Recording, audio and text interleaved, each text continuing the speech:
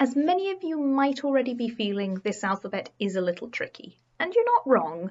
The good news I can give for this fantastic phonetic alphabet, created by a pair of pranksters who just can't keep their names off their products, is that it has a subjective angle. There are certain grammatical rules when it comes to the ed sound at the end of words, like wanted or watered, even when the sound is a tiny bit different. But if it's written using a different accent, that would simply be known as a regional variation of the alphabet, and is still entirely correct. So whether you're using British English pronunciations or American English pronunciations, it still works. It just means it might be a little bit more difficult for people of different regions to read. In order to properly introduce you to the rules and shape of these letters, I thought it would be helpful to create a couple of little tutorial videos to accompany the simple guides. The vowels are where this alphabet really becomes tricky, and that is because in the land of phonetics, vowels lose their simple A, E, I, O, U with the additional Y to turn into, well, all of this. Now, a really cruel thing to do would be to create a vowel sound for each of these, but instead Gher'det commonly divides the vowel sounds into two variations, the long and the short vowels. For this first video, I am going to go through the 9 vowels and their rules, as well as the letter R, which operates by its own rules when compared to the other consonants. To demonstrate all of these letters and writing systems, I will be using a canvas with the lines drawn on, like you would find on writing paper, because it simply makes it easier to see the clear shape and size of the letters. There is a handwriting variation of this alphabet, but I'll get onto that once we've gone through the basic print version first. Starting with the short vowel for A. This is the A you would expect to find in words like apple, start, balloon, and bake. Although in the case of this last sound, there is a variation depending on how you prefer to pronounce it. As you can see, it sits between the solid bottom line and the topper dotted line. This is the rule for all vowels when it comes to their spacing and position.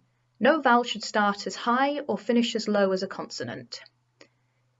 The variation of this letter found in words like bake, cake, and chain is basically the first letter again, but repeated after the following consonant, as if it were playing the role of a long vowel.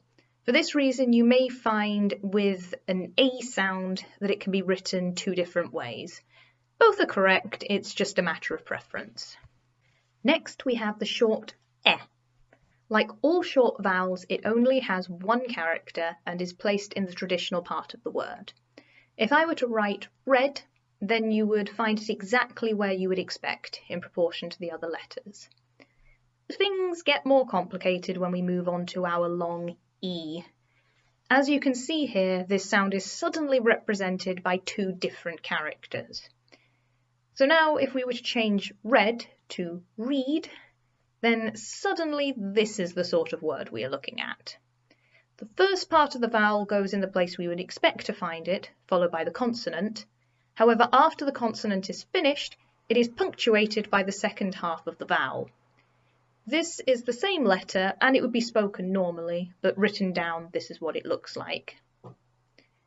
The exceptions to this rule is if we look at a word like we, where the long vowel goes with no consonant to follow it.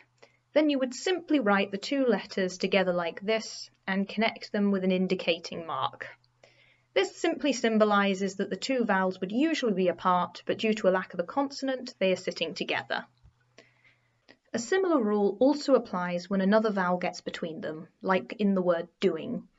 The long O would be spaced either side of the shorter vowel, but to separate them from the middle vowel, they are once again connected with an indicating mark, just to make it clear.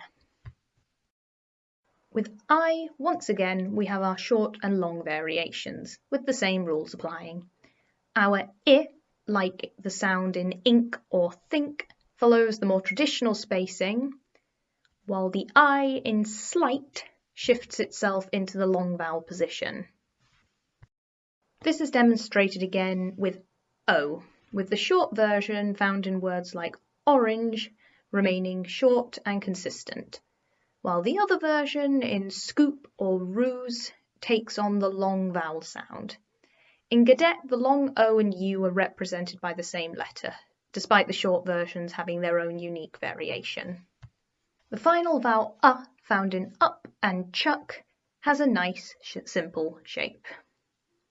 Before we finish this tutorial, while it technically isn't a vowel, the letter R, which carries an independent sound that is captured by its own phonetic pattern, is formed differently to the other consonants. Not only does its shape not belong to any of the vowel groups, but it behaves like a vowel-consonant hybrid, starting on the line where a vowel should be found, but descending all the way down to the bottom line. This ends episode 1 on the vowel sounds. If you want to see the vowels themselves more clearly, there will be a guide provided, which I'm sure I can persuade Bee to let me put on the DeviantArt page. Okay,